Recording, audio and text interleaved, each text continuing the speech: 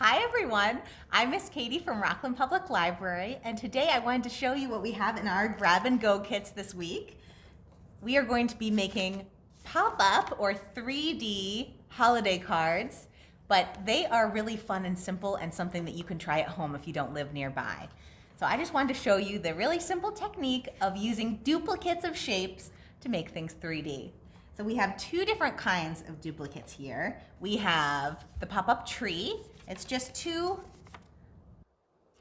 shapes, tree shapes, but they're identical. So when I was cutting them up, they were cut on top of each other so that they look the same.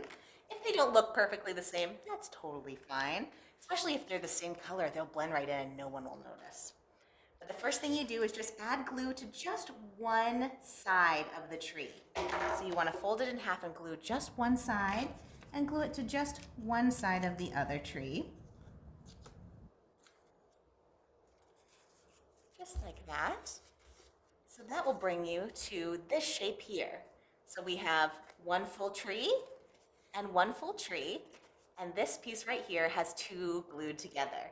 So this, the back part that doesn't have any glue on it, is what's going to stick onto your card. You can do it on the front of your card to have that be a nice presentation piece on the front. I really like the look of that. But you can see here, I have it right in the fold. So if you glue it right in the fold of your card, that when they open it up, they'll see the surprise 3D part right there. So that 3D shape is just made from two gone together. So you can see what that creates is one piece sticking straight up. And when you decorate it, you can decorate it any way you'd like. There are little circles included in your grab and go kit if you want to do it that way to make some ornaments. But you can decorate it to look like it's a tree inside your house or a tree outside.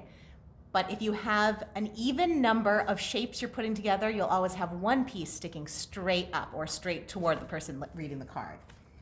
On the other hand, the other 3D element we have is a 3D snowman. And if you can see here, this one does not have a piece sticking straight up. This one actually has a flat side sticking towards that one instead of this pointy tree. And all that means is that you use an odd number of shapes going together.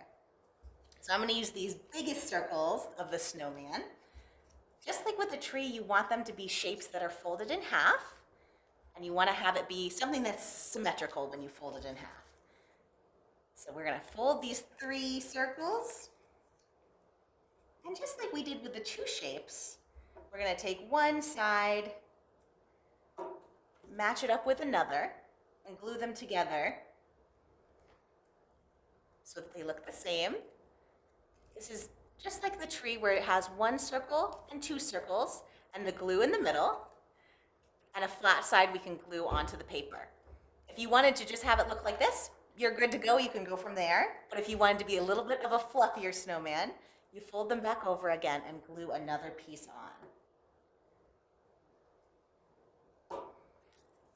Here we go. We're going to line this one up just like we did the last one. Hold them together. Now this time we have 1, 2, and 3. So opposed to having the two pieces together where there's one sticking straight up, now it looks a little bit more, here's a good way to show it, looks a little bit more like this. So there's one piece in the front that shows like that.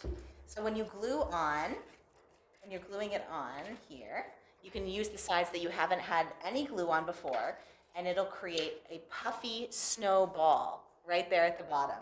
So that's all this is made out of, snowballs and the tree.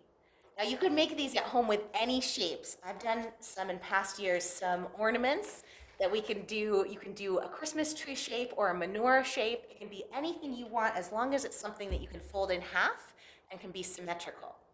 The more pieces that you make, the fluffier it gets, just like the snowman is a little bit fluffier than the tree. And when you use an even number of shapes, you get an item sticking, or a piece of it sticking straight out toward you. And if you have an odd number, you get to have one in the middle that lays a little bit flatter. So I suggest anytime, it doesn't matter if there's something sticking out, you use even numbers, but you use an odd number anytime you want to draw on the front. You see how I've drawn something that I really want to face people? I don't mind what ornaments people see on the tree, but I want to make sure that the face and the buttons of the snowman are visible, so I always use an odd number of circles together to make the snowman. I hope you learned a little bit about a very easy way to make pop-up cards, and I hope you all have a wonderful, happy holidays, and I can't wait to see you all next time. Bye-bye.